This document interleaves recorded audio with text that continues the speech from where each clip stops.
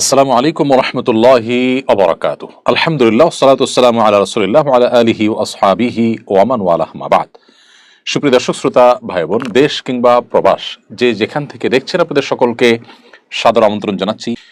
প্রিয় দর্শক, অন্যান্য দিনের মতো আজও ইনশাআল্লাহ তাআলা ঘণ্টা ব্যাপী থাকছে আপনাদের সঙ্গে এই প্রশ্নোত্তর অনুষ্ঠানে এবং আপনাদের করা জীবন জিজ্ঞাসার উত্তর কোরআন এবং হাদিসের আলোকে দেওয়ার আপ্রাণ চেষ্টা অব্যাহত রাখবো ইনশাআল্লাহ তাআলা। আপনার যে কোনো জিজ্ঞাসা বাংলায় সংক্ষেপে পরিষ্কার করে এই পোস্টের মন্তব্যের ঘরে লিখুন, আমরা ইনশাআল্লাহ আপনার প্রশ্ন উত্তর দেওয়ার চেষ্টা অব্যাহত রাখব।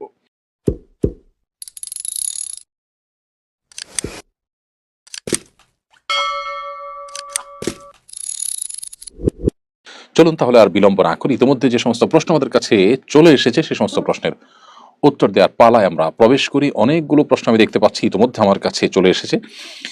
প্রসঙ্গত বলে রাখি যে জ্ঞান এবং ইলম অর্জনের এই অনুষ্ঠানটি অন্যদের দেখবার সুবিধার্থে শেয়ার করে দিতে আমরা না ভুলি। তাতে আমাদের শেয়ারের মাধ্যমে একজন মানুষও যদি নতুন কিছু জানতে পারেন, কোরআন এবং হাদিসের আলো পান, আল্লাহ তাআলা আমাদেরকে আজর এবং বিনিময় দান করবেন ইনশাআল্লাহ তাআলা। যে সমস্ত প্রশ্ন আমি দেখতে পাচ্ছি তোমাদের থেকে একটা প্রশ্ন হলো, খাদেমুল মুরসালিন আপনি প্রশ্ন করেছেন, সমাজে ইসলামী বীমা নামে বিভিন্ন বীমা কোম্পানি আছে, সেগুলোতে কি বীমা করা যাবে? বীমার প্রচলিত যে ফরম্যাট আছে আমাদের সমাজে, এটা আসলে জায়েজ হবার কোনো কারণ নেই এবং বিশ্বের প্রায় সব দেশ ওলামায়ে কেরাম এটাকে নাজায়েজ বলেছেন নানা কারণে। এখানে পারস্পরিক সহযোগিতামূলক ইসলামী শরিয়ার আলোকে বীমার বিভিন্ন ফরম্যাট ওলামায়ে কেরাম প্রস্তাব করেছেন। সেই সমস্ত ফরম্যাটে যদি কোনো বীমা প্রতিষ্ঠান দাঁড়ায় তাহলে সেটি জায়েজ হতে পারে। আমাদের দেশে প্রচলিত যে সমস্ত বীমা কোম্পানি আছে, ইসলামী বীমা নাম দেওয়া হয়, কিন্তু সেগুলো আসলে পরিপূর্ণভাবে ইসলামী শরিয়ার ছাঁচে, আমি যে কয়টাকে জানি অন্তত সেগুলো পরে বলতে পারি যে সেগুলো শরিয়াত ছাঁচে সেগুলো পড়ে না। তো এটি একটা জটিলতার জায়গা। সেক্ষেত্রে আমরা বিকল্প কোনো পথ, যে পথে আমাদের রিস্ক কি পরিস্থিতি বা আপৎকালীন পরিস্থিতিতে আমরা আমাদের সমস্যার সমাধান করতে পারবো, সেরকম পথ আমাদের বেছে নেওয়া দরকার। নিজের একটা সঞ্চয় থাকতে পারে, প্রাতিষ্ঠানিকভাবে বিভিন্ন উদ্যোগ হতে পারে, সেগুলো দিয়ে আমরা কাজ সারতে পারি। এছাড়া বীমা কোম্পানিগুলো দেশের প্রমিনেন্ট ওলামায়ে কেরামের মাধ্যমে শুধু শরিয়া বোর্ড নয়, শরিয়া বাস্তবায়ন হচ্ছে কিনা সে বিষয়ে পরিপূর্ণরূপে তদারকি করা এবং আন্তরিকতার সাথে শরিয়াকে ধারণ করার চেষ্টা করা দরকার। তাদেরকে সেজন্য আমাদের নানাভাবে প্রেশার দেওয়া উচিত, দাবি দেওয়া তাদের কাছে পেশ করা উচিত। এর পরের প্রশ্ন হলো, সম্প্রতি একজন নারীকে টেলিভিশন টকশোতে আমন্ত্রণ জানানো হয়, তিনি মাস্ক পরে টিভি অনুষ্ঠানে অংশ নেবেন জানালে টিভি কর্তৃপক্ষ তার আমন্ত্রণ প্রত্যাহার করে। পর্দানুসারী নারীদের প্রতি বাংলাদেশি মিডিয়ার এহেন আচরণ সম্পর্কে আপনি কি বলবেন? এসব মোকাবেলা আমাদের করণীয় কি? খুবই দরকারি একটি প্রশ্ন। দেখুন, বাংলাদেশে সংখ্যাগরিষ্ঠ মানুষ ধর্মপ্রাণ।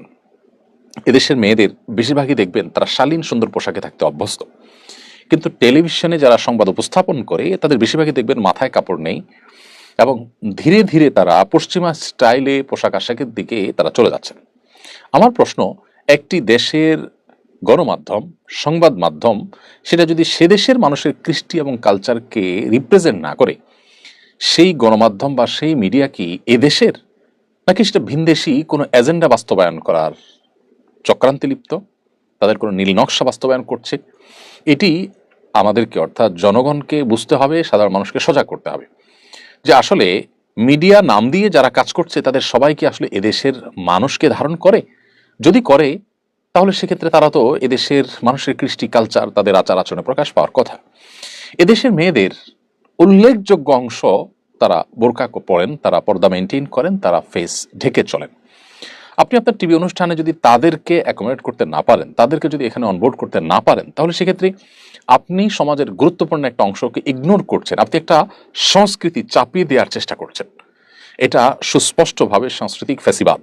এটি নানা সময় আমাদের সমাজে আমাদের উপরে ঝেঁকে বসেছে এবং দীর্ঘদিন পর্যন্ত এই সংখ্যালঘুরা, সামান্য কিছু হাতে গোনা ইসলাম বিদ্বেষীরা এবং বিদেশিদের দোসররা, তারা আমাদের দেশের মানুষের উপরে একের পর এক তাদের এই সমস্ত চিন্তাধারাকে চাপিয়ে দিচ্ছে। এদেশের অনেক পজিটিভ জিনিস দেখবেন তারা প্রচার করে না, অনেক নেগেটিভ জিনিস তারা প্রচার করে এবং এদেশের সংখ্যাগরিষ্ঠ মানুষের অনেক চিন্তা চেতনা, দর্শন, সংস্কৃতি, সেগুলা এই সমস্ত মিডিয়ায় দেখবেন স্থান পায় না।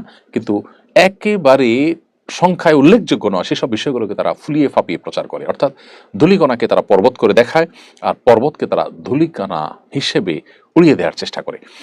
এই যে মিডিয়াগুলোর দ্বিচারিতা, তাদের যে অসততা এবং তাদের যে এই ধরনের মনোবৃত্তি, সেগুলোর ব্যাপারে আমরা যদি সজাগ না হই, এগুলো যদি আমরা বর্জন না করি এবং শক্ত হাতে যদি এগুলো দমনের জন্য আমরা সংশ্লিষ্ট মহলকে আমরা চাপ না দিই, তাহলে সেক্ষেত্রে এরা আরও বেশি আমাদেরকে ঝেঁকে বসবে, আমাদের বুকে বসে আমাদের দেশে থেকে তারা আমাদের বিরোধিতা করবে। খুবই দুর্ভাগ্যজনক একটি বাস্তবতা এটি আমাদের।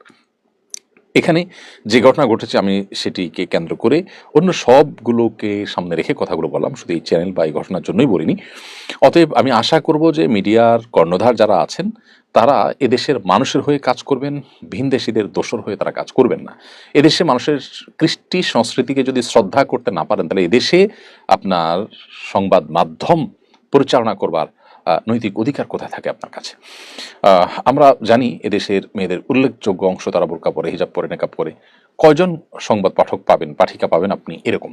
কোনো হিজাব বা বোরকা পরা মেয়ে তিনি কি আসলে ওই জায়গায় কাজ করতে চান না? সে যদি করতে চান, তার সমস্ত যোগ্যতা থাকা সত্ত্বেও তার পোশাকের কারণে তাকে কি সে সুযোগ দেওয়া হবে? উত্তর হলো অবশ্যই না। কোনো মেয়ে ইসলামী দৃষ্টিকোণ থেকে এই পেশায় যাওয়া উচিত কি উচিত একটা ভিন্ন আলাপের বিষয়, কিন্তু আমি বলছি যদি কেউ যান তারপরে তাকে যেতে দেওয়া হবে কিনা, উত্তর হলো না। এই নার কারণ, এর কারণই হলো যে আপনি ইসলামকে আপনার শত্রুতার জায়গায় রেখে দিয়েছেন, যে ইসলামকে দেশের বেশিরভাগ মানুষ প্রচণ্ড ভালোবাসার জায়গায় স্থান দিয়েছে। অতএব এদের ব্যাপারে আমাদের দায়িত্বশীল হতে হবে এবং প্রত্যেককে বলিষ্ঠ ভূমিকা রাখতে হবে যে এদেশে তারা সাংস্কৃতিক ফ্যাসিবাদ নানাভাবে প্রতিষ্ঠা করছে এবং এটা জগদ্দল পাথরের মতো আমাদের বুকের উপরে তারা চেপে আছে। এরপরে যে প্রশ্নটি আমি দেখতে পাচ্ছি সেটি হলো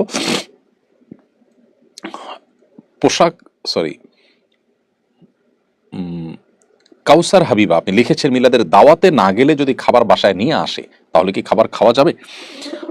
মিলাদ উপলক্ষে যে খাবারের আয়োজন হয়, আপনি জাননি, আপনার বাসায় পাঠিয়ে দেওয়া হয়েছে, এই খাবার খেলে কোনো হারাম হবে ব্যাপারটা সেরকম না, কারণ এখানে নাপাক বা হারাম কোনো কিছু থাকে না। আপনি মূলত কোনো বেদাতের আয়োজনে সামিল হবেন না, কিন্তু সেটাকে ঘিরে বিশেষ করে যে সমস্ত মিষ্টান্ন ইত্যাদি বিতরণ করা হয় এগুলো খেলে যে হারাম হবে ব্যাপারটা সেরকম না। এরপরের প্রশ্ন হলো এমডি মেজবাউল হক আপনি লিখেছেন, আমি না জেনে কোর্স পাইরেসি করেছি, এখন টাকা দিতে পারছি, আমি কিভাবে ক্ষমা পাবো? আলহামদুলিল্লাহ, যদি আপনি টাকা দিতে পেরেছেন অথবা টাকা দেওয়ার সুযোগ আছে, দিবেন, তাহলে সেক্ষেত্রে তো আপনার বড় দায় আলহামদুলিল্লাহ পরিশোধ হলো। সেই সাথে আল্লাহ সুবহানাহু ওয়া তাআলার কাছে আপনি সাধারণভাবে ক্ষমা চাইবেন যে কোনো মানুষের অধিকার যখন আমরা নষ্ট করি তখন শুধু মানুষের অধিকারই নষ্ট হয় না, সেখানে আল্লাহর অধিকারও নষ্ট হয়, কারণ আল্লাহ তাআলা নিষেধ করেছেন মানুষের অধিকার নষ্ট করতে। অতএব সেই নিষেধাজ্ঞা অমান্য করে আল্লাহর অবাধ্য হলাম, আল্লাহর অধিকার, আল্লাহর হক আমি নষ্ট করলাম, সেটাও এখানে আছে। সেই জায়গা থেকে আল্লাহ তাআলার কাছে আপনাকে ক্ষমা চাইতে হবে এবং যে পাইরেসি আপনি করেছেন, যে পরিমাণ টাকা সুবিধা নিয়েছেন সে টাকা তাদের কাছে ফেরত দেবেন, ইনশাআল্লাহ দায়মুক্ত হবেন আশা করা যায়। এর পরের প্রশ্ন হলো মেহজাবিন হাসান তাকিয়া আপনি লিখেছেন, বাবা মায়ের জীবিত অবস্থায় যদি ছেলে মারা যান, ওই ছেলের যদি কোনো সন্তান না থাকে, এখন সে ছেলের স্ত্রী কি শ্বশুরের সম্পত্তির ওয়ারিস হবেন? বাবা মার জীবদ্দশায় ছেলে যদি মারা যান, তাহলে এই ছেলের কোনো সন্তান না থাকলে এই ছেলের স্ত্রী এই ছেলের সম্পদ থেকে ওয়ারিস হবেন, শ্বশুরের সম্পদের ওয়ারিস হবেন না। কারণ শ্বশুরের সম্পদের ওয়ারিস কোনো অবস্থাতেই আসলে হয় না, ছেলে হোক আর মেয়ে হোক, কেউই কিন্তু শ্বশুর কিংবা শাশুড়ির সম্পদের কোনো ভাগ পান না।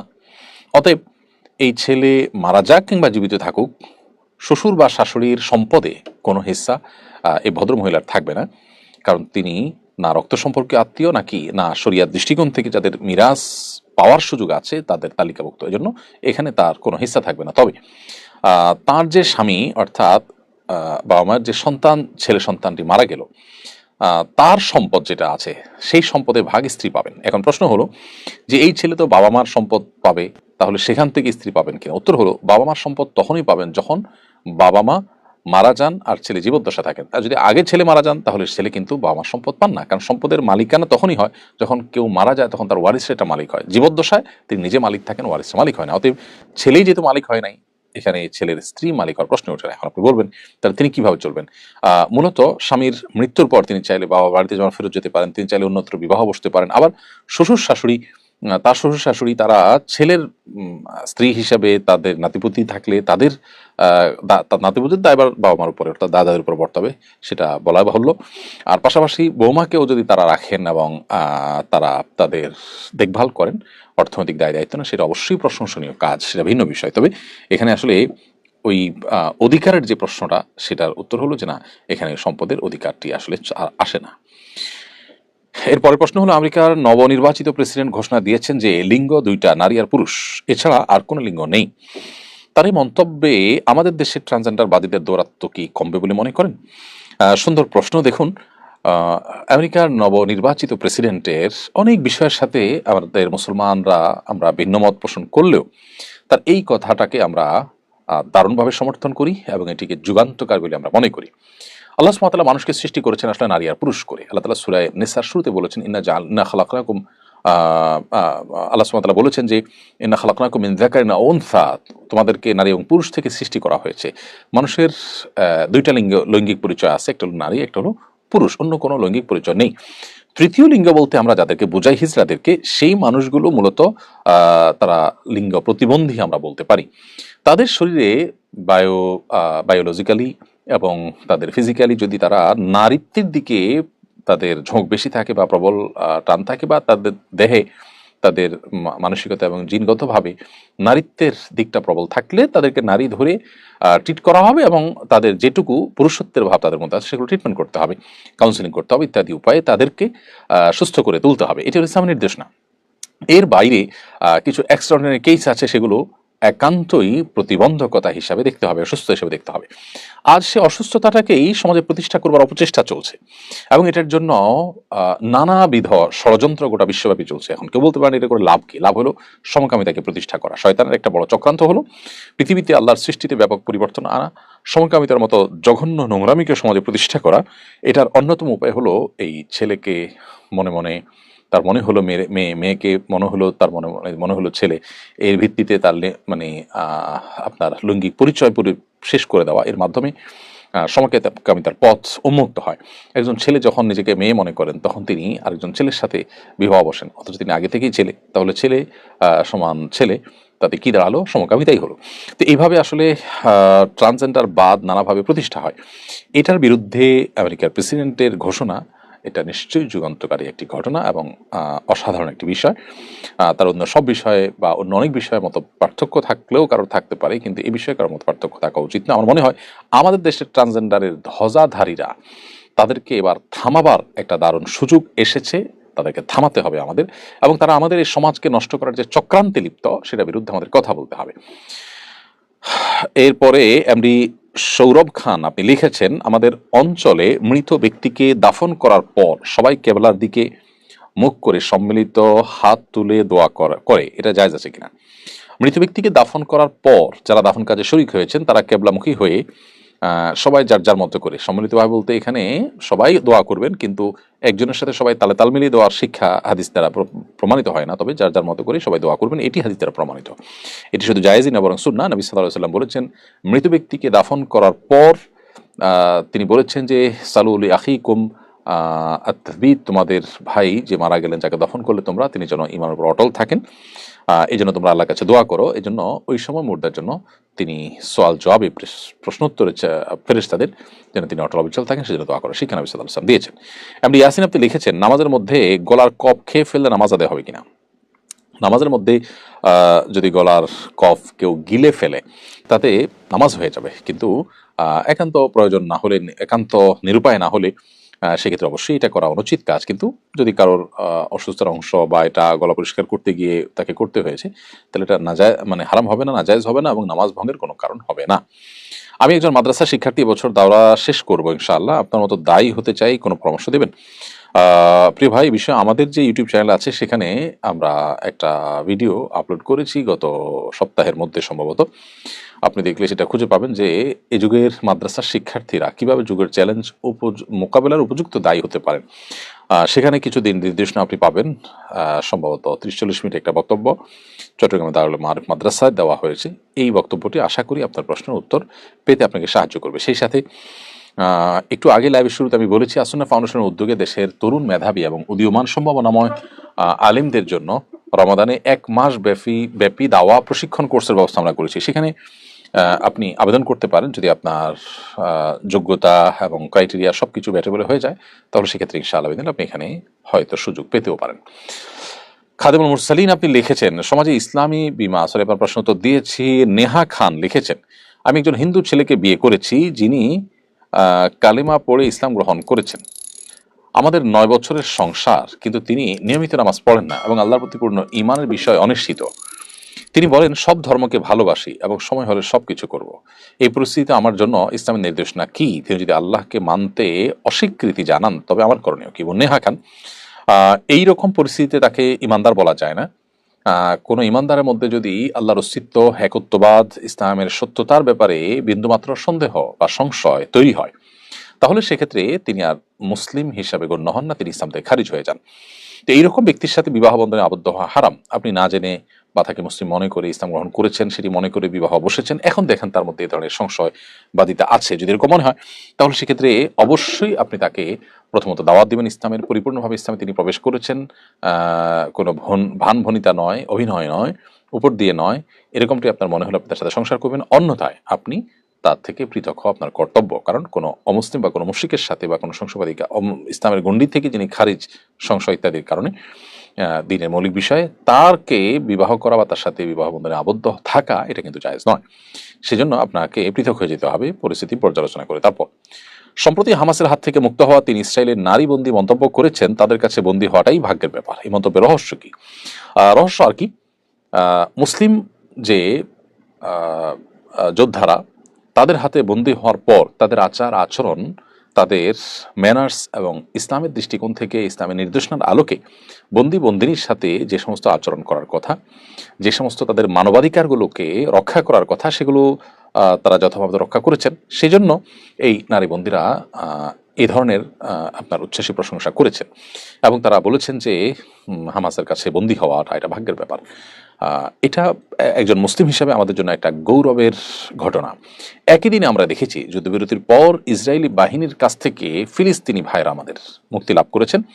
তাদের চেহারা দেখে কারোরই বুঝতে কষ্ট হচ্ছে না যে তাদের উপর দিয়ে নির্যাতন, নিষ্পেষণ এবং জুলুমের স্টিম রোলার চলেছে। তারা ক্লান্ত, ক্লিষ্ট, তাদের পোশাক আশাক সবকিছু দেখেই বোঝা যাচ্ছে যে তাদের উপর দিয়ে ঝড় বয়ে গেছে। এর বিপরীতে হামাস রাত থেকে মুক্ত হওয়া ইসরায়েলি মেয়েদের হাসি খুশি বডি ল্যাঙ্গুয়েজ, তাদের পরিচ্ছন্ন পোশাক ইত্যাদি, এগুলো জানান দিয়েছে যে মুসলিমরা ইসলামের নির্দেশনা মেনে যুদ্ধবন্দীদের সাথেও একজন মুসলিম সুলভ আচরণ করেছে। এটি মূলত ইসলামের অনেক গভীরের একটি শিক্ষা, অনেক গোড়ার একটি শিক্ষা। এটি হয়তো আজ আমাদের সামনে নতুনভাবে উপস্থাপিত হয়েছে বা পেশ হয়েছে, কিন্তু এর আগে থেকেই কোরআন সুন্নাহ এটি আমাদেরকে বলে। নবী করিম সাল্লাল্লাহু আলাইহি ওয়াসাল্লাম সে ঐতিহাসিক ঘটনা, তাঁর সুমামা ইবনে উসাল রাদিয়াল্লাহু তাআলা আনহু বন্দী ছিলেন, অমুসলিম ছিলেন, তাকে তিনি তার হাতের বাঁধনকে 3 দিন ভিজিট করতে গিয়েছেন তার সাথে, এবং তখন তার হাতের বাঁধনকে একটু নরম করে দিতে বলেছেন।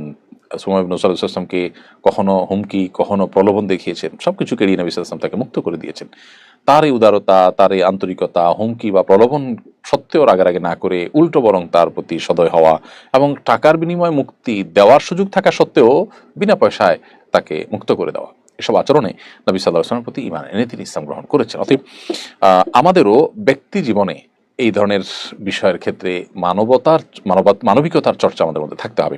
আমরা অনেকে আছি ইবাদত বন্দিগিতে আমরা যথেষ্ট ভালো করার চেষ্টা করি, কিন্তু মানবিক মূল্যবোধ, মানুষের অধিকার, মানুষের মৌলিক অধিকার, সেগুলোর ব্যাপারে আমরা সচেতন নই, অন্য অধিকারকে আমরা খর্ব করি, নষ্ট করি। এই জায়গা থেকে আমরা আসলে সরে না আসলে কখনো আমরা ভালো মুসলিম হতে পারবো না। খালিদ মাহমুদ আপনি লিখেছেন, নিজের বন্ধুর সাথে বন্ধুত্ব সম্পর্ক শেষ করে দিলে কি গুনাহ হবে?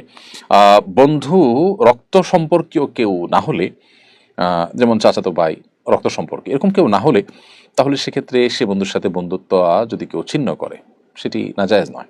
তবে অ্যাজ এ মুসলিম তার সাথে সম্পর্ক কাট আপ করে, তার সাথে কথাবার্তা বন্ধ করে 3 দিনে বেশি ইন্টেনশনালি তাকে বর্জন করে থাকলে সেটা জায়েজ না। নবী সাল্লাল্লাহু আলাইহি ওয়াসাল্লাম বলেছেন, লা ইয়াহিল্লু লিল মুসলিমিন আন ইয়াহজুরা আখাহু ফাওকা থালাথি আইয়াম আও লায়াল। কোনো ব্যক্তি তার মুসলিম ভাইকে 3 দিনের বেশি পরিত্যাগ করে, বর্জন করে থাকার অধিকার বা সুযোগ তার কিন্তু নেই। এই জন্য আমাদের যেটি কর্তব্য সেটি হলো নিজের বন্ধুর সাথে বন্ধুত্বার সম্পর্ক যথাসম্ভব বজায় রাখার চেষ্টা করতে হবে, যদি সে বন্ধুত্ব কোনো হারামের দিকে না নেয়। আর অন্যথায় কোনো কারণে যদি মনে হয় যে না, তার সংস্রব আমার জন্য ভালো নয়, আমি তাকে অ্যাভয়েড করতে চাচ্ছি, যেতে পারি এবং দূর হতে পারি, কোনো অসুবিধা নেই। তবে ইন্টেনশনালি শুধু কথাবার্তা যোগাযোগ পর্যন্ত বন্ধ করে দেওয়া এটা জায়েজ নাই। এমনি অ্যাভয়েড করলেন, আপনি অন্য পথে চললেন, আর যদি আপনার এর মধ্যে কল্যাণ নিহিত থাকে এই কাজের মধ্যে, তাহলে সেটা আপনি করতে পারেন। আর যদি আল্লাহর খাতিরে তাকে ত্যাগ করতে হয় তাহলে সেটা তো বরং প্রশংসনীয়। এরপরে কানিজাত জাহান আপনি লিখেছেন, কাইনাত জাহান আপনি লিখেছেন, আল্লাহর রহমতে আমি গর্ভবতী, ইনশাআল্লাহ 2-1 দিনের মধ্যে আমি ওমরা পালন করতে মক্কা যাব। আমি ওমরা করলে কি আমার অনাগত সন্তানের ওমরা হয়ে যাবে, নাকি ওর জন্য আলাদা ওমরা পালন করতে হবে? বোন কাইনাত জাহান, আপনার প্রশ্ন উত্তর হলো, গর্ভবতী সন্তানের তার তরফ থেকে আপনি আলাদা ওমরা করবেন অথবা আপনার ওমরা তার জন্য যথেষ্ট হবে, এর কোনোটিই কিন্তু হবে না। কারণ হলো, দুনিয়াতে মাতৃগর্ভ থেকে দুনিয়ার আলোতে আসার আগ পর্যন্ত কারোর আসলে হিসেবের খাতা খোলার কোনো অপশনই থাকে না। তিনি এই জগতের বাসিন্দা না হলে, মাতৃগর্ভ থেকে দুনিয়াতে বা পৃথিবীর আলোতে তিনি না আসলে, তখন তার তরফ থেকে ওমরা অথবা তাকে নিয়ে ওমরা করলে তার ওমরা হওয়া, এগুলোর কোনোটি স্কোপ থাকে না। বিধায় মাতৃগর্ভে থাকা শিশুকে নিয়ে যদি মা ওমরা করেন কিংবা হজ করেন, সেক্ষেত্রে মার ওমরা এবং হজ আদায় হবে শুধুমাত্র। তবে তিনি শিশুকে গর্ভে ধারণ করেও ওমরা বা হজের মতো কষ্টসাধ্য ইবাদত সম্পন্ন করার কারণে আল্লাহ সুবহানাহু ওয়া তাআলার কাছে আলাদা বিনিময় এবং আজর লাভ করবে, সেটা ভিন্ন বিষয়। এরপরে প্রশ্ন হলো, মানুষের নাম বিকৃতি সম্পর্কে ইসলাম কি বলে? মানুষের নাম বিকৃত করা এটা জঘন্য অপরাধ, এটা কবিরা গুনাহ। আল্লাহ সুবহানাহু ওয়া তাআলা বলেছেন, ওয়ালা তানাবাজু বিল আলকাব, তোমরা কারোর নাম নেয়ার ক্ষেত্রে তাকে বাজে নামে ডাকা, তাকে খারাপ তকমা দিয়ে ডাকা, তাকে বাজে লকব দিয়ে ডাকা, বাজে টাইটেল তার জন্য ফিট করা, এটা তোমরা করবে না। কারণ এতে মানুষের অপমান হয়, আর মানুষকে অপমান করা, অসম্মান করা, মানুষের মনে কষ্ট দেওয়া, এটা মানুষের অধিকার খর্ব করা এবং এটা হারাম কাজ। ইমানদারের জন্য সেটি জায়েজ নয়। বিধায় কারোর নাম বিকৃতি করে তাকে ডাকা জায়েজ নাই। রসিকতা করে আজকাল নামকে সংক্ষিপ্ত করা বা কিছুটা একটু ভিন্নভাবে বলার প্রচলন আমাদের সমাজে আছে। সেটা যদি যাকে বলা হচ্ছে তিনিও হাসি খুশির ছলে নেন এবং অন্যদের কাছেও তিনি হেয় না হন, তাহলে সেক্ষেত্রে এটা জায়েজ আছে। বাকি এর বাইরে নামকে সম্পূর্ণ বিকৃত করা, উল্টা করে বলা, ডাকা, ব্যঙ্গ করে ডাকা কাউকে, এটা জায়েজ নাই। বিদ্রুপাত্মকভাবে এরকম করা জায়েজ নাই। আল্লাহ সুবহানাহু ওয়া তাআলা আমাদেরকে নিষেধ করেছেন কারোর প্রতি বিদ্রুপ করতে। আল্লাহ সুবহানাহু ওয়া তাআলা বলেছেন, ইয়া আইয়ুহাল্লাযীনা আমানু লা ইয়াসখার কওমুম মিন কওমিন আসা আন ইয়াকুনু খায়রাম মিনহুম ওয়ালা নিসাউম মিন নিসাইন আসা আন ইয়াকুননা খায়রাম মিনহুন। কোনো পুরুষরা অন্য পুরুষদেরকে নিয়ে, কোনো নারীরা অন্য নারীদেরকে নিয়ে যেন বিদ্রুপ ব্যঙ্গ না করে। যাকে নিয়ে বিদ্রুপ ব্যঙ্গ করা হচ্ছে, হতে পারে সে তোমার চাইতে ভালো। এই জন্য একজন মুসলিম এ ব্যাপারে সতর্ক এবং সজাগ থাকবেন। মারিয়া আক্তার লিখেছেন, কোথাও ঘুরতে গেলে স্মৃতি স্বরূপ ছবি তোলা জায়েজ আছে কিনা? বোন মারিয়া, যদি কোথাও ঘুরতে যান, যে আপনার ফটোগ্রাফিক্যাল ছবি, সেই ছবি, ফটোগ্রাফিক ছবি আপনি তুলতে পারেন, সেটি প্রিন্ট করবেন না। তবে একজন নারী হিসাবে আপনার ছবির প্রাইভেসি এবং পর্দা যেন রক্ষা হয়, সেজন্য আপনি আপনার মোবাইলে রাখবেন। এটি এমন কোনো জায়গায় শেয়ার করবেন না অথবা এমন কারো মোবাইলে তুলবেন না যেখান থেকে আপনার প্রাইভেসি লঙ্ঘিত হতে পারে, পর্দার বরখেলাপ হতে পারে। সেজন্য সেটিকে আপনি মাথায় রেখে তুলতে পারেন, তবে না তুললে বেশি ভালো। কারণ সেক্ষেত্রে যে সমস্ত ওলামা একরাম না তোলাটাকে উচিত বলেছেন, তোলাটাকে নাজায়েজ বলেছেন, তাদের মত অনুযায়ী আপনি মত পার্থক্যের ঊর্ধ্বে উঠে গেলেন, সেটি অধিকতর উত্তম। এরপর প্রশ্ন করেছেন জাহিদ, আপনি লিখেছেন, মালয়েশিয়া থেকে বলছি, আমাদের 3 মাস বয়সী সন্তান আছে। যখন আমার স্ত্রী নামাজ পড়েন, সন্তান ঘুমিয়ে থাকে বা খেলা করে, কিন্তু যদি তার ঘুম ভাঙে, সে কান্না শুরু করে, তখন আমার স্ত্রী কি নামাজ ছেড়ে সন্তানকে শান্ত করবে নাকি নামাজ চালিয়ে যাবে? ইসলামের বিষয়ে কি বলে? ভাই জাহিদ, আপনার প্রশ্ন উত্তর হলো, আপনার যে 3 মাস বয়সী সন্তান আছে এবং তাকে রেখে আপনার স্ত্রী নামাজ পড়ার সময় যদি কান্না করেন, তাহলে নামাজ ভাঙতে পারবেন না। কারণ বাচ্চার কান্না তো এমন বিষয় না যেটা আসলে বাচ্চার বড় কোনো বিপদ ডেকে আনতে পারে, সেটা থেকে উদ্ধার করার জন্য তাকে নামাজ ভেঙে তাকে ধরতে হয়। হ্যাঁ, যদি এমন পরিস্থিতি হয় যে বাচ্চা কোনো বিপদে পড়তে যাচ্ছে এবং অন্য কেউ বাঁচাবার মতো নেই, তাহলে নামাজ পড়ে তাকে রক্ষা করবেন। কিন্তু এই যে কান্না থামানোর জন্য সান্ত্বনা দেওয়া ইত্যাদি, এগুলোর জন্য নামাজ ভাঙা কিন্তু জায়েজ নাই। চরমনায় পীর সাহেব সম্প্রতি স্কুলে ধর্মীয় শিক্ষক নিয়োগ বাধ্যতামূলক করার দাবি জানিয়েছেন। আপনি কি এই দাবির সঙ্গে একমত? শুধু একমত নই, আমি মনে করি এটা যুগান্তকারী একটি উদ্যোগ তিনি গ্রহণ করেছেন এবং এখানে অন্য সবার শতকণ্ঠে ঐক্যমত পোষণ করা দরকার। কারণ আমরা জানি যে আমাদের এদেশের অভিভাবকেরা তারা তাদের প্রিয় সন্তান সন্ততিদের জন্য আলাদা হুজুর রেখে ধর্মীয় শিক্ষার ব্যবস্থা করেন। যে দেশে বেশিরভাগ মানুষ তাদের সন্তানদের ধর্মীয় শিক্ষা দিতে চান, এর জন্য আলাদা এফোর্ট, আলাদা পয়সা, আলাদা সময় তাদের ব্যয় করতে হয়। কেন সে দেশের শিক্ষা প্রতিষ্ঠান জনগণের সে আশা আকাঙ্ক্ষার প্রতিফলন তারা ঘটাবে না? তাহলে তো সেক্ষেত্রে জনগণের হাজারো লাখো কোটি ঘন্টা বেঁচে যায়, টাকা পয়সা বেঁচে যায়, এফোর্ট গুলো আলাদা করে দিতে হয় না। তাই মনে করি যে যদি স্কুলে ধর্মীয় শিক্ষক নেওয়াটাকে বাধ্যতামূলক করা হয় এবং ধর্মীয় শিক্ষার মুসলমান শিক্ষার্থীদের জন্য বাধ্যতামূলক করা হয়, তাহলে সেক্ষেত্রে এর মাধ্যমে জনগণের হাজারো লাখো কোটি আপনার যে ঘন্টা সেগুলো বেঁচে যাবে এবং তাদের যে অর্থ ব্যয় হয় আলাদা করে এটার জন্য সেটা বেঁচে যাবে। আমার মনে হয় এই দাবি পেশ করে চরমনায় পীর সাহেব খুবই যথার্থ একটি কাজ করেছেন, পরিপূর্ণভাবে আমরা তার সাথে সহমত পোষণ করছি। এরপরে লকডাউন ডেজ এআইডি থেকে আপনি লিখেছেন আমাদের ইউটিউব চ্যানেলে, মেয়েরা বোরকা নিকাব পরে বিসিএস, প্রশাসন, কর ইত্যাদি সরকারি চাকরি করতে পারবে কি না? যদি এমন কোনো পদ থাকে যেখানে আসলে পরপুরুষদের সাথে পর্দাহীনতার কোনো ব্যাপার নেই, একান্ত নিজস্ব বলেই কাজ করবেন এবং পর্দার মধ্যে থেকে কাজ করবেন, এরকম যদি হয় তাহলে সেক্ষেত্রে সেই সেক্টরে তিনি কাজ করতে পারেন দিনের খেদমতের স্বার্থে এবং উদ্দেশ্যে, কিন্তু শরিয়ার যে মৌলিক শর্তগুলো আছে ক্ষেত্রে সেগুলো প্রযোজ্য হবে। আর যদি সেই পর্যায়ের না হয় তাহলে সেক্ষেত্রে তার এ ধরনের চাকরিতে যাওয়া জায়েজ হবে না। বিশেষ করে যেখানে গিয়ে তিনি বোরকা হিজাব নিকাব ছেড়ে দিবেন মনে হয়, তার দিনদারিতা কমে যাবে মনে হয়, তাহলে সেখানে তার কিন্তু ইনভলভ হওয়া জায়েজ নেই।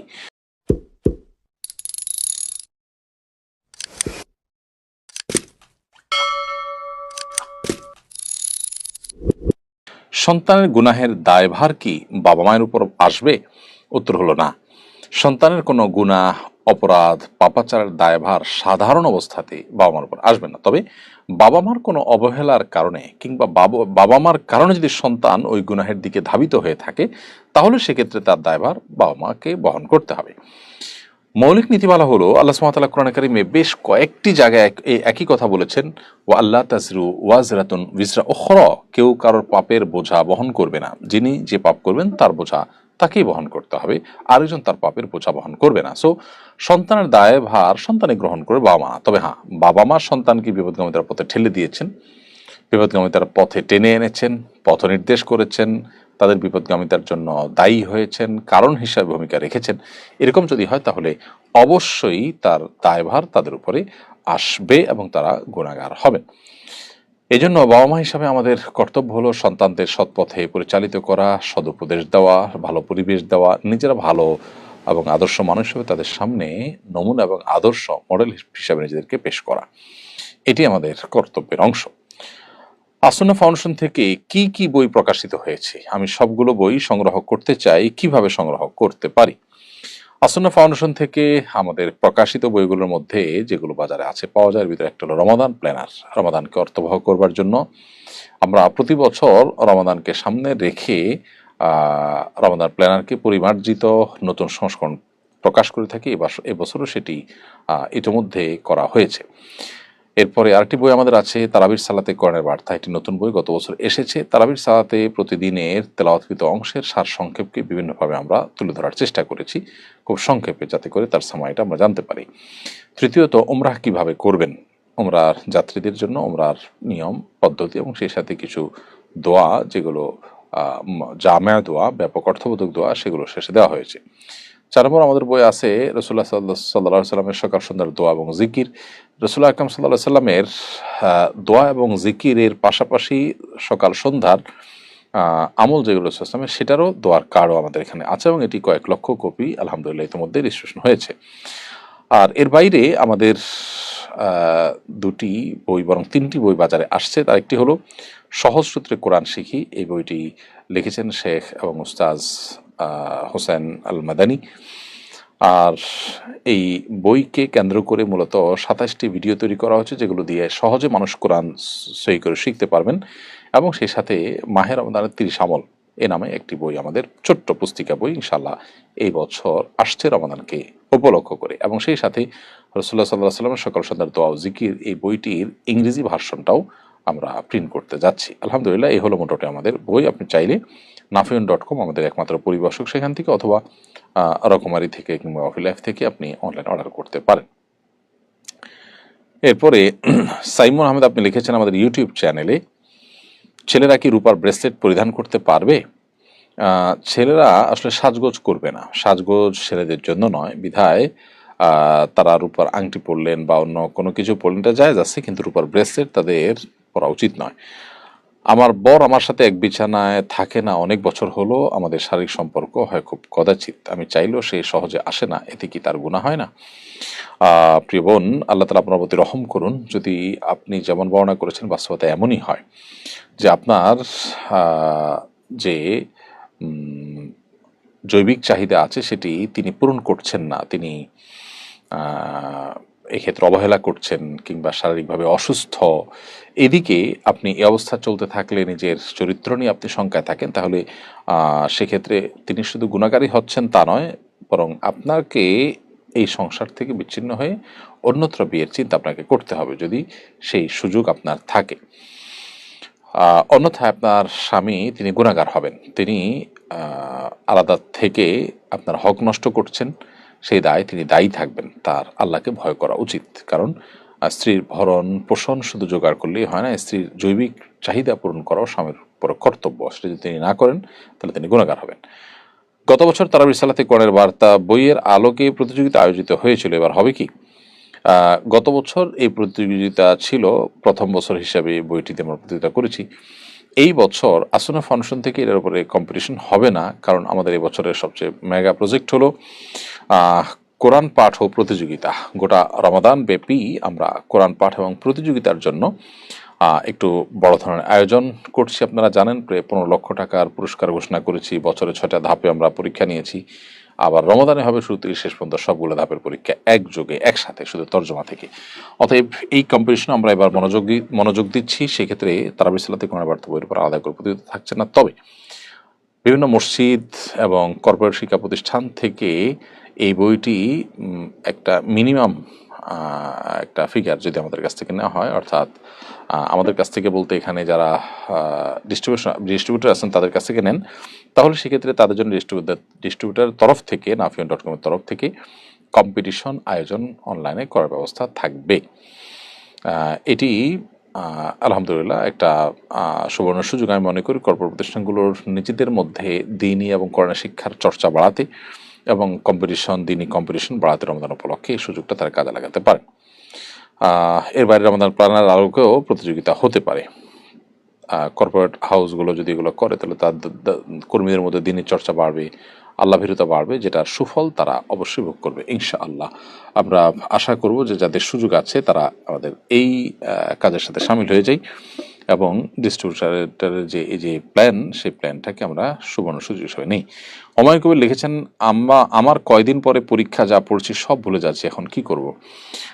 ভুলে যাওয়ার অনেক কারণের ভিতরে একটা হলো গুনাহ, পাপাচার। মানুষের নানান গুনাহে যখন লিপ্ত হয়ে যায় তখন তার স্মৃতিশক্তি কমে যায়, লোপ পেয়ে যায়। সেজন্য আমাদের উচিত হবে তাকওয়ার জীবন গড়া এবং গুনাহ মুক্ত জীবন পরিচালনা করা। সেই সাথে আমাদের স্মৃতিশক্তি নষ্ট হতে পারে, আমাদের ফোকাস নষ্ট হতে পারে, সেরকম বিষয়ের সাথে আমাদের বেরিয়ে আসা উচিত। মোবাইলে অতিরিক্ত সময় দেওয়া, অতিরিক্ত বন্ধু-বান্ধব নিয়ে আড্ডাবাজি করা, সেই জিনিসগুলো বন্ধ করা খুব বেশি গুরুত্বপূর্ণ। না হলে আসলে এই ভুলে যাওয়ার যে রোগ, এটা থেকে ফিরে আনা নিজেকে খুব কঠিন। মূল পণ্যের মূল্য নির্দিষ্ট আছে, এর বাইরে ক্রেতাদের অধিক পণ্য কেনায় উৎসাহিত করার জন্য পুরস্কারের ব্যবস্থা রাখা এবং লটারির মাধ্যমে সে পুরস্কার দেওয়াকে বৈধ হবে? হ্যাঁ, হতে পারে। আপনি পণ্য কিনেছেন, কিন্তু কিনতে যারা আসছেন তাদেরকে কুপন দিয়ে সেখানে লটারি করেছেন, করে কিছু মানুষকে পুরস্কার দিয়েছেন, এটা নাজায়েজ কোনো বিষয় নয় ইনশাআল্লাহ তাআলা। ভিকে রবিউল আপনি আমাদের ইউটিউব চ্যানেলে লিখেছেন, যে ব্যক্তির প্রতি মাসে 15 থেকে 20 দিন স্বপ্নদোষ হয়, এক্ষেত্রে তার ফরজ গোসল করা লাগে প্রচণ্ড শীতে, এখন তার করণীয় কি? তিনি কি তায়াম্মুম করতে পারেন?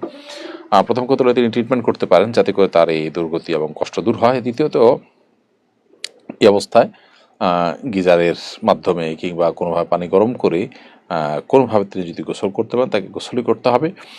এবং এই যে অনেক বেশি শব্দস্বর কারণে বেশি গোসল করতে হলো, এই জন্য তিনি আল্লাহর কাছে আজর পাবেন, কষ্ট সহ্য করবেন। আর যদি এইভাবে গরম পানি দিয়ে গোসল করার কোনো ব্যবস্থাপনা তার নেই এবং এভাবে নিয়মিত গোসল করার ফলে তিনি বড় ধরনের অসুস্থতার মধ্যে যেতে পারেন এরকম আশঙ্কা হয়, তাহলে ভিন্ন বিষয়। জন্য তার পুরো পরিস্থিতিকে কোনো আলেমের সাথে সাক্ষাৎ করে জানিয়ে তারপর উত্তর দিতে পারলে ভালো হয়। শাহিন পাটোয়ারি লিখেছেন, অবিবাহিত সন্তান থাকা অবস্থায় মা বাবা কি হজ বা ওমরা করতে পারেন? অনেকে বলেন সন্তানের বিবাহ না হলে বাবা মার হজ কবুল হয় না, এটা কতটুকু সঠিক? আমি বিবাহিত কিন্তু আমার মা বাবাকে ওমরা বা হজ করাতে চাই, এক্ষেত্রে তাদের হজ আল্লাহর কাছে কবুল হবে কিনা? শাহিন পাটোয়ারি, আপনার প্রশ্ন উত্তর হলো, বাবা মার হজ ওমরার জন্য সন্তানকে বিয়ে দেওয়া মোটেও পূর্ব শর্ত নয়। এটি আমাদের দেশে সাধারণ মানুষের লোকমুখে প্রচলিত একটি কথা মাত্র। আসলে কোন সন্তানের কখন বিয়ে হবে না হবে, আদৌ হবে কিনা আল্লাহ তাআলা ভালো জানেন। তো কোনো সন্তানের বিয়ের উপরে বাবা বা মায়ের হজ কখনো ডিপেন্ডেন্ট থাকতে পারে না, নির্ভরশীল থাকতে পারে না। এমনকি সন্তান যদি একাধিক থাকে এবং তারা যদি ছোট থাকে, তাহলে সেক্ষেত্রে একই কথা প্রযোজ্য হবে যে সন্তান যদি আজীবন তারা যদি অবিবাহিত থাকেন, তাহলে কি বাবা মাকে হজে যাবেন না? হতে পারে যে ছোট হোক বড় হোক সন্তান বিয়ে করছেন না বা বিয়ে হচ্ছে না কোনো কারণে, তো সন্তানের বিয়ের জন্য কি বাবা মার হজ জুলে থাকবে? উত্তর হলো না। হজের সাথে আসলে সম্পর্ক হলো আর্থিক সঙ্গতির। কারো আর্থিক সঙ্গতি আছে তিনি হজ করবেন, আর্থিক সঙ্গতি নেই তারপরে হজ ফরজ হবে না। এটা হলো মূল বিষয়। সাদ, আপনি এর দিকে লিখেছেন, রাগ কন্ট্রোল করার ও ধৈর্য বৃদ্ধি করার কিছু উপায় বললে কৃতজ্ঞ হব। রাগকে নিয়ন্ত্রণ করবার জন্য অবস্থার পরিবর্তন করা, যে অবস্থা রাগ আসছে সে অবস্থা চেঞ্জ করে ফেলা, কোথাও রাগ আসছে সেখান থেকে চলে যাওয়া, দাঁড়ানো থেকে বসে যাওয়া, বসে থেকে শুয়ে যাওয়া, এই জিনিসগুলো মানুষের রাগ কন্ট্রোল করতে সহায়ক ভূমিকা রাখে। দ্বিতীয়ত, অজু করলে, পবিত্রতা অর্জন করলেও আল্লাহ তাআলা তার রাগকে কমিয়ে দেন। তৃতীয়ত, আউযুবিল্লাহি মিনাশ শাইতানির রাজিম পাঠ করলে আল্লাহ তাআলা রাগ প্রশমিত করে দেন। আর সেই সাথে ধৈর্য ধারণ করবার জন্য ধৈর্যশীল মানুষদের সোহবত, সান্নিধ্য, তাদের সাথে উঠা বসা করা, এটা অনেক সময় ব্যক্তির মধ্যে ধৈর্য সৃষ্টি করতে সহায়ক ভূমিকা রাখে। এমডি সাজ্জাম হোসেন আপনি লিখেছেন, মাদ্রাসায় পড়াশোনার ক্ষেত্রে অনেক সময় দেখা যায় মাদ্রাসা বন্ধ থাকে পরীক্ষার পর, ঈদের পর, কিন্তু বেতন ঠিকই পুরো মাসে দিতে হয়। ছাত্রদের না পড়ে বেতন নেওয়া কি বৈধ হবে কিনা? এটি নির্ভর করে আসলে চুক্তির উপরে। শিক্ষা প্রতিষ্ঠানের সাথে শিক্ষকের যদি এরকম চুক্তি থাকে যে তুমি আমাকে প্রতি মাসে 12 মাসের টাকা দিবা, আমি এই পরিমাণ অল্প ডিউটি করব, এটা যদি এগ্রি হন তাহলে সেক্ষেত্রে তাই। আর যদি সেরকম কিছু না হয়, বরং এমন চুক্তি হয় যে আপনি পড়াশোনার সময়টাতে শুধু বেতন পাবেন, আর যখন পড়াশোনা থাকবে না, বন্ধ থাকবে, ওই টাইমে বেতন পাবেন না, এরকম যদি চুক্তি থাকে তাহলে তাই। এই জন্য এই বিষয়টি নির্ভর করে উভয় পক্ষের পরস্পরের মধ্যে কি চুক্তি হয়েছে তার উপরে। তবে যদি চুক্তি হয়ে থাকে যে আপনি মাসে 1 দিন ক্লাস করান আর 10 দিন করান কিংবা না করান, বেতন আপনি ঠিকই পাবেন, এই মর্মে দুপক্ষ চুক্তি করে থাকে, তাহলে সেক্ষেত্রে এই টাকা নেওয়া তার জন্য জায়েজ হবে। রওনক হাসান সজীব লিখেছেন, আমি পশু চিকিৎসা করি, শরীরে গোবর এবং গরুর প্রস্রাবের ছিটা অল্প লাগলে পাক কিভাবে হওয়া যাবে? রওনক হাসান সজীব, আপনার প্রশ্ন উত্তর হলো, গরুর গোবর এবং গরুর পেশাবের ছিটা যদি লাগে তাহলে সেক্ষেত্রে সেটা অবশ্যই নাপাক। যে জায়গা লেগেছে সেই জায়গা কতটুকুর মধ্যে লেগেছে সেটি মোটামুটি অনুমান করে ধরে আলতো করে ধুয়ে ফেলতে হবে, তাতে ইনশাআল্লাহ পুরো জামাটা বা পুরো শরীরটা পাক হিসাবে ধরতে হবে। এরপর রেহানা খাতুন লিখেছেন, অর্ধেক দাঁত ক্ষয় হয়ে যাওয়ার পর সেটাতে ডাক্তারের দ্বারা ক্যাপ লাগিয়ে বাকি অর্ধেক দাঁত নকল দ্বারা ঢেকে গেলে সে অজু গোসল হবে কিনা? অর্ধেক দাঁত ক্ষয় হয়ে যাওয়ার পর সেখানে যদি ডাক্তার কোনো ক্যাপ ইত্যাদি লাগান এবং সেটা যদি খোলা কঠিন হয়, ইজিলি সারাক্ষণ খোলাখুলির মতো ইস্যু না, বরং একটুও কষ্টকর হয়, একটু অসুবিধা তৈরি হয়, তাহলে সেক্ষেত্রে এটা খোলার দরকার না, ওই অবস্থা আপনি ওজু এবং গোসল করবেন, গোসল এবং ওজু হয়ে যাবে ইনশাআল্লাহ তাআলা। এরপরে কে আর ফাইয়াজ, আপনি আমাদের ইউটিউব চ্যানেলে লিখেছেন, আমার মা এবং ছেলে একই জামানায় একই জায়নামাজ বিছিয়ে পাশাপাশি নামাজ পড়া যাবে কিনা? বাসায় মা এবং ছেলে একই জায়নামাজ বিছিয়ে পাশাপাশি নামাজ পড়তে কোনো অসুবিধা নেই, তবে জামাতে যদি নামাজ পড়েন তাহলে সেক্ষেত্রে ছেলেকে সামনে দাঁড়াতে হবে, মাকে পিছনে দাঁড়াতে হবে। জামাত ছাড়া পড়লে নিজের মতো করে প্রত্যেকে যার যার নামাজ পড়তে পারেন, কোনো অসুবিধা নেই। সাদিয়া খান আমাদের ইউটিউব চ্যানেল থেকে আপনি প্রশ্ন করেছেন, আত্মীয়রা ইচ্ছা করে সম্পর্ক ভেঙে দিলে চেষ্টার পরও মিলমিশ না হতে চাইলে সেক্ষেত্রে কি আমি গুনাহগার হব? আত্মীয়রা যদি ইচ্ছাকৃত সম্পর্ক ভেঙে দেন, আপনি চেষ্টা করেছেন তারপরও পারেন নাই, ইনশাআল্লাহ আপনার গুনাহগার আপনি হবেন না। নবী সাল্লাল্লাহু আলাইহি ওয়াসাল্লামের কাছে হুবহু এই প্রশ্নটি করা হয়েছে। তাকে বলা হয়েছিল যে, হে আল্লাহর রাসূল, আমার আত্মীয়, তার সাথে আমি সদাচরণ করার চেষ্টা করি, সংযুক্ত থাকার চেষ্টা করি, কিন্তু তিনি আমার সাথে এর বিপরীত আচরণ করেন। নবী সাল্লাল্লাহু আলাইহি ওয়াসাল্লাম বলেছেন, তুমি যদি যা বলেছো তা যদি সত্য হয়ে থাকে তাহলে সে তার কপাল পড়ছে, তবে সে যদি না হয় তাহলে তুমি তার সাথে সদাচরণ করে মিশতে যাবা। কারণ এটা সদাচরণ নয়, বা এটা আত্মীয়তার হক আদায় নয় যে তিনি ভালো আচরণ করেছেন তাই আমি ভালো আচরণ করেছি, তিনি খারাপ আচরণ করেছেন তাই তার সাথে সম্পর্ক রাখিনি, হলো না। বরং এটা গিভ অ্যান্ড টেকের ব্যাপার না, এটা শুধু আত্মীয়তার কারণে তার প্রতি আপনার আন্তরিকতা থাকবে এবং তার কল্যাণকামিতা থাকতে হবে। জান্নাত নামে এক এআইডি থেকে আপনি লিখেছেন, আমি একজন ছেলেকে মেসেজে কবুল বলি, কিন্তু সেখানে ছিল না কোনো দেড়মোহর বা সাক্ষী। ওই ছেলে তৎক্ষণাৎ কবুল বলেনি, এতে কি আমার তার সাথে বিয়ে হয়েছে?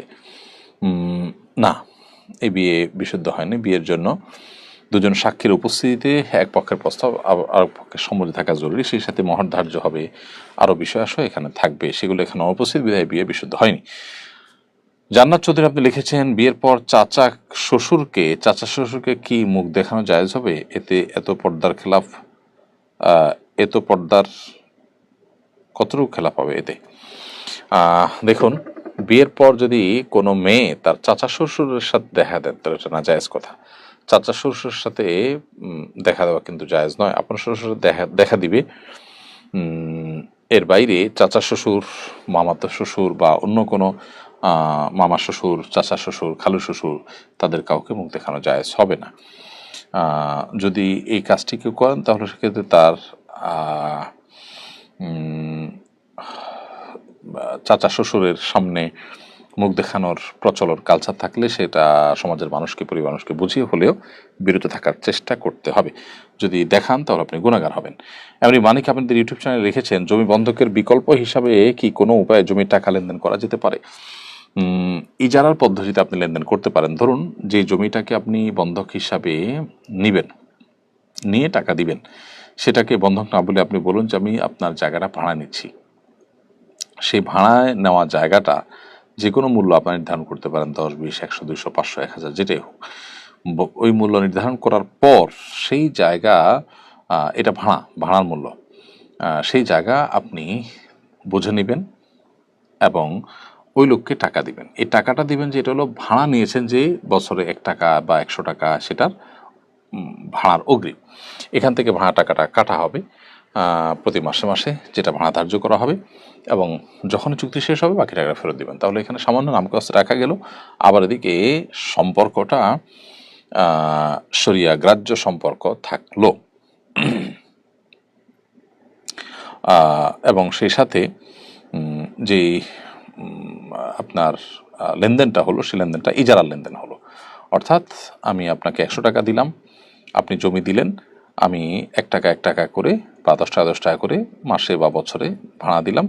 যে কয় বছর আমরা চুক্তি রাখতে চাই উভয় পক্ষ, সেই কয় বছর থাকলো। যখন ভাঙতে চাই, যে কয় টাকা হিসাবে পাওনা আছে সেই কয় টাকা রেখে বাকি টাকা আপনি ফেরত দিয়ে দিবেন, আপনার জমি আপনি নিয়ে নেবেন। বাস, তাহলে আমি জমি ভোগ করাও জায়েজ এবং আপনার সেই টাকা নিয়ে কাজে লাগানো জায়েজ হবে। রোজিনা আক্তার আপনি লিখেছেন, আমার বিয়ে হয়েছে 9 বছর হলো পারিবারিকভাবে, কিন্তু আমাদের কাবিন হয়েছে মুখে মুখে, কাগজে কলমে হয়নি। এটা শরীয়তের কোনো গুনাহ হবে কিনা?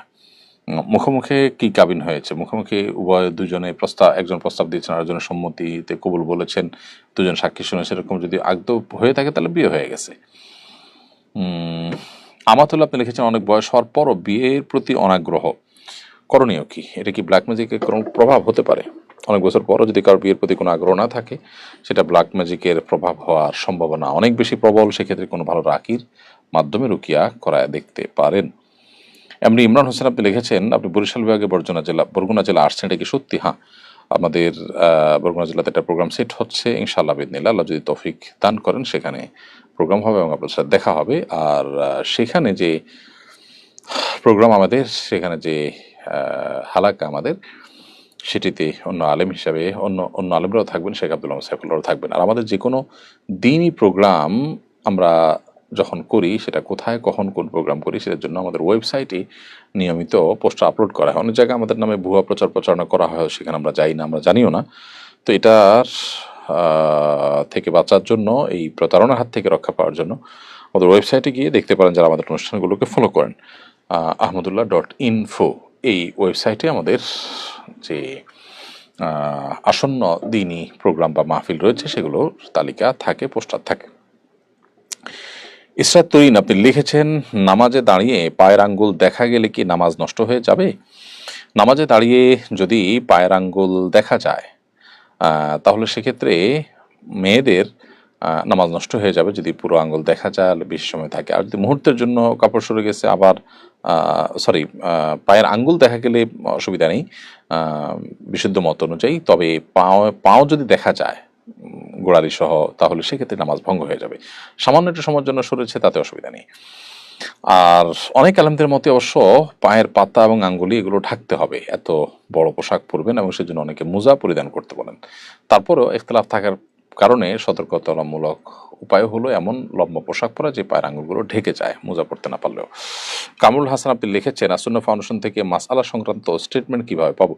সাধারণত আসন্ন ফাউন্ডেশন মাসআলা সংক্রান্ত স্টেটমেন্ট দেয় না, তারপরে একান্ত প্রয়োজন হলে আপনি ফাউন্ডেশনে অফিস টাইমে যোগাযোগ করতে পারেন। অফিস টাইমে অফিসে গিয়ে যোগাযোগ করলে সেখানে দায়িত্বরত ব্যক্তিবর্গ ইনশাআল্লাহ আপনাকে হেল্প করবেন ইনশাআল্লাহ। এমডি হাসান আপনি লিখেছেন, আমার বিয়ের বয়স চলে যাচ্ছে, প্রথম দিকে ভালো প্রস্তাব আসলেও এখন ভালো প্রস্তাব পাওয়া যায় না। আমার পরিবার আমার পছন্দকে অগ্রাহ্য করে তাদের পছন্দ গুরুত্ব দিতে গিয়ে অনেক দেরি হয়ে গেছে, আমার অবস্থা করণীয় কি? ভাই হাসান, আলহামদুলিল্লাহ, এরপরও আল্লাহ সুবহানাহু ওয়া তাআলা আপনি খুঁজলে বহু ব্যবস্থা করে দিবেন। অনেক সময় দেখা যায় যে আমরা আমাদের ডিমান্ডটাকে অনেক হাই রাখি, যার কারণে আমরা আসলে এই বিবাহের মতো একটা গুরুত্বপূর্ণ কাজ সম্পাদন করতে পারি না। এজন্য এক্ষেত্রে যথেষ্ট ছাড় দেওয়ার মানসিকতা আমাদের থাকতে হবে। এবং এটা ঠিক যে বিবাহের একটা বয়স থাকে, একটা বিশেষ মৌসুম থাকে, জোয়ার থাকে, সেটি পার হয়ে গেলে তখন বিবাহটা নানা কারণে জটিল হয়, কারণ সেখানে বয়সের সাথে ম্যাচ করে জীবনসঙ্গী খুঁজে বের করা কঠিন হয়। এজন্য একান্ত আপনার আকস্মিক এরকম দেরি না হলে ভিন্ন কথা, দেরি হলে ভিন্ন কথা, তা না হলে এরকম অতিরিক্ত বাছাবাছি করতে গিয়ে দেরি করার অনুচিত কাজ, তো অভিভাবকদের এই কাজটা করা উচিত না। এরপরে নাম প্রকাশে অনিচ্ছুক এক বোনের প্রশ্ন, একজনকে ভালোবাসি, হারাম সম্পর্ক নেই, তাকে হালালভাবে চাই, উত্তম না হলে যেন আল্লাহ উত্তম রূপে তৈরি করে উত্তমভাবে আমাদের দুজনকে হালাল জীবনসঙ্গী হিসাবে কবুল করেন, এভাবে চাইলে গুনাহ হবে কিনা? এভাবে আপনি চাইতে পারেন, কিন্তু এই চাওয়াটা, এই দোয়াটাই তাকে নিয়ে জল্পনা কল্পনার জগতে আপনাকে নিয়ে হারামে লিপ্ত করাবে, মনের জেনায় লিপ্ত করাবে। এরকম একটা আশঙ্কা এখানে অনেক প্রবল এবং জোরালো। সেই জন্য ভালো হয় যে পরস্পর থেকে দূরত্ব বজায় রেখে চলা, পারিবারিক বা বিবাহের উদ্যোগ নেওয়া, না হলে দুজন দুই পথে চলে যাওয়া। এই জাতীয় ভাবালুতা এগুলো মানুষকে একটা পর্যায়ে মানসিকভাবে এবং কল্পনার জগতে হারামের দিকে নিয়ে যায়, সেজন্য সতর্ক থাকা দরকার। হামিদা খাতুন লিখেছেন, এরহাম অবস্থায় গোসল বা উজুর পর গামছা দিয়ে কি শরীর মোছা যাবে?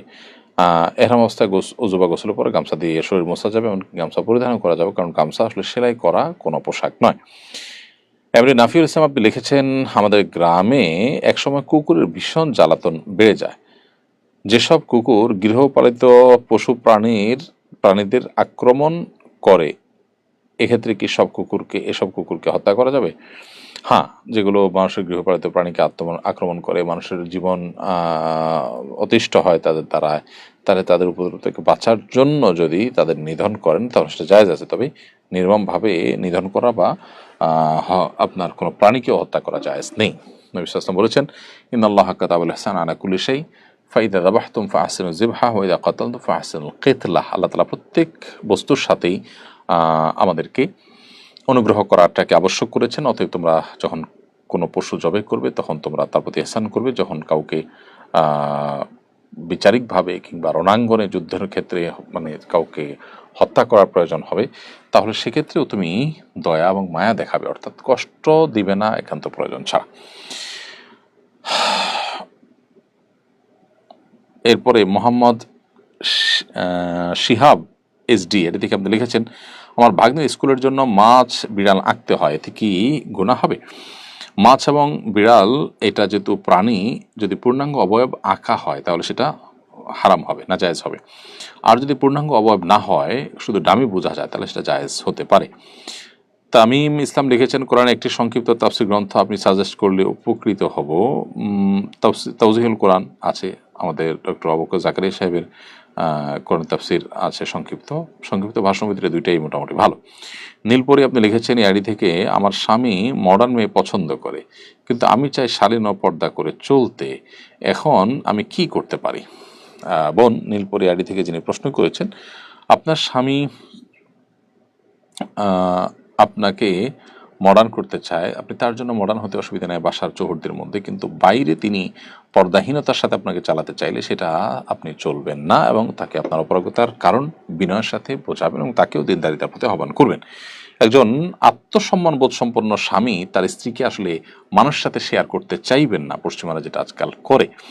একজন মুসলিম তার স্ত্রীকে অন্য কারোর সাথে তার রূপকে তুলে ধরা, মেলে ধরা, সাজিয়ে গুছিয়ে উপস্থাপন করা মানে স্ত্রীকে শেয়ার করাই কিন্তু। বিধায় এই জায়গাটাতে আসলে আমাদের একটু বোঝা দরকার যে এটা কোনো রুচিশীলতার বিষয় নয়, এটা তাকে বোঝাবেন। আপনি নাহিদুল ইসলাম লিখেছেন, মুসলমানদের জন্য খ্রিস্টানদের কবর, কবরস্থান ইত্যাদি পরিষ্কার করে অর্জিত অর্থ কি হালাল হবে? হ্যাঁ, এটা হালাল হবে, এটা হারামের কিছু নেই। মুসলমানরা খ্রিস্টানদের কবরস্থান ইত্যাদি পরিষ্কার করে টাকা নিতে পারেন। মোহাম্মদ মহসিন আপনি লিখেছেন, আমি নিয়মিত ইবাদত এবং নামাজ পড়ার চেষ্টা করি, কিন্তু কিছুদিন পর তা ধরে রাখতে পারি না, মাঝে মধ্যে নামাজ পড়লেও মনোযোগ থাকে না। আমি চাই আল্লাহর ভয় অন্তরে জাগ্রত হোক এবং ইবাদতের দৃঢ়তা আসুক। কি করলে আমি ইবাদতে মনোযোগ স্থির থাকতে পারবো, স্থির থাকতে পারবো? নিয়মিত নামাজ এবং যারা পড়ার চেষ্টা করছেন, কিন্তু নিয়মিতটা পড়ার চেষ্টা করলেও নিয়মিত দূর করতে পারেন না, মাঝে মধ্যে করার পরে আপনি ফোকাস হারিয়ে ফেলেন, তাহলে সেক্ষেত্রে প্রথমত প্রত্যেক ইবাদতে মনোযোগ ধরে রাখার জন্য আলাদা আলাদা টিপস আছে, যেমন নামাজের মনোযোগ ধরে রাখার জন্য আলাদা টিপস আছে। এর বাইরেও কমন কিছু বিষয় আছে যেগুলো, একটা হলো হালাল উপার্জন, চোখের পর্দা, তারপরে বিভিন্ন ডিভাইসের আসক্তি থেকে বেঁচে থাকা, এগুলো আমাদেরকে মেনটেন করতে হবে নামাজে যে কোনো ইবাদতের মনোযোগিতা ধরে রাখার জন্য। সেই সাথে এবাদতের ধারাবাহিকতা ধরে রাখার জন্য এবাদতের উপযোগী পরিবেশ এবং এবাদতে সহায়ক হয় যেসব বন্ধু বান্ধবের সান্নিধ্য, তাদের সাথে বন্ধুতা এবং উঠা বসাও খুব গুরুত্বপূর্ণ। এরপরে আশফাকুজ্জামান আপনি লিখেছেন, আমার ভাই দীর্ঘ 5 বছর প্রেমের সম্পর্কে আবদ্ধ থাকার পর সম্প্রতি দুই পক্ষের পরিবারের সম্মতিতে বিয়ে হচ্ছে, এই বিষয়টি কতটা শরীয়সম্মত এবং ইসলাম কি বলে? আপনারা দুই ভাই, আপনার ভাই 5 বছর যাবৎ হারাম সম্পর্ক থাকার পর বিয়ে হয়েছে, আলহামদুলিল্লাহ, এখন হালাল হয়েছে, জাস্ট এইটুকু। কিন্তু 5 বছর যে হারাম সম্পর্ক ছিল, সেটার জন্য তাদের তওবা করতে হবে, ইস্তেগফার করতে হবে। এখন শরিয়ার নিয়ম অনুযায়ী যদি বিয়ে হয়ে থাকে, বিয়ে বিশুদ্ধ হয়ে গেছে। সালমা জুই আইডি থেকে আপনি লিখেছেন, দেড়মোহরের টাকার কি জাকাত দিতে হবে? দেড়মোহর টাকা যদি আপনার কাছে উসুল হয়ে থাকে, আপনি জাকাত দিতে হবে। যদি স্বামীর কাছে থাকে, তাহলে এটা জাকাত দিতে হবে না, অন্য লোনের মতো এটা না। ভিডিও রিজম আইডি থেকে আপনি লিখেছেন, ছেলে রিলেশন করে জানার পরও যদি বাবা মা ছেলেকে বিয়ে না দেন, তাহলে ছেলে স্বাবলম্বী, তারপরও ছেলের হক আদায় না করে হজ করতে গেলে তাদেরকে হজ কবুল হবে? ছেলে যদি হারাম সম্পর্কে জড়িয়ে গেছে, এটাও আমার জানেন, তারপরও বিয়ে দেন না বা সেখান থেকে সরাবার কোনো উদ্যোগ না নেন, তাহলে তারা গুনাহগার হবেন। আর ছেলে স্বাবলম্বী, তারপরও ছেলের হক আদায় না করে হজ করতে গেলে, স্বাবলম্বী ছেলে মানে নিজের পায়ে নিজে দাঁড়াতে পারেন, নিজের উপার্জন আছে, এরকম ছেলে থাকলে বাবা মা তো তার টাকায় হজ করতেই পারেন। এক্ষেত্রে কোনো বাবা মার হজে কোনো অসুবিধা নেই বা কোনো প্রকার বাধা তৈরি হবে না। আমাদের অভিভাবকরা আজকাল দেখা যায় যে অনেক সময় সন্তানদের বিয়ে শাদীর পরে উদাসীন, দায়িত্বহীনতার পরিচয় দেন, সেটা তাদের উচিত না, আল্লাহকে তাদের ভয় করা উচিত।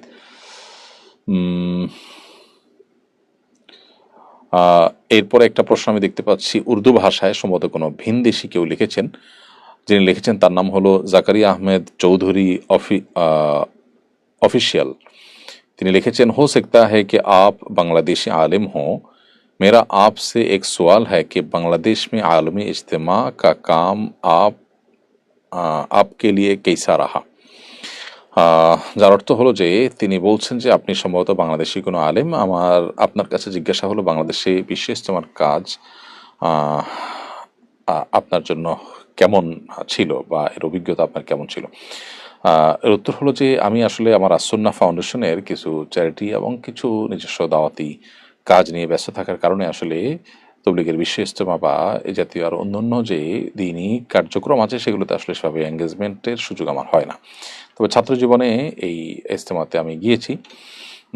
সেটা নিয়ে আমার নানান মিশ্র অনুভূতি আছে। বাংলাদেশে মানুষের মধ্যে দিনই চেতনা আছে, তারা এখান থেকে বিশেষ করে অনেকের মধ্যে দিনই প্রেরণা তৈরি হয়, সেটা যেমন ভালো, তেমনিভাবে এটার মধ্যে নানাবিধ সংস্কারের প্রয়োজন ছিল এবং নানাবিধ আপনার আপত্তিকর যে সমস্ত কথাবার্তা একসময় আমরা শুনেছি ছাত্র জীবনে, সেগুলো নিয়ে তখনই আলোচনা হয়েছে।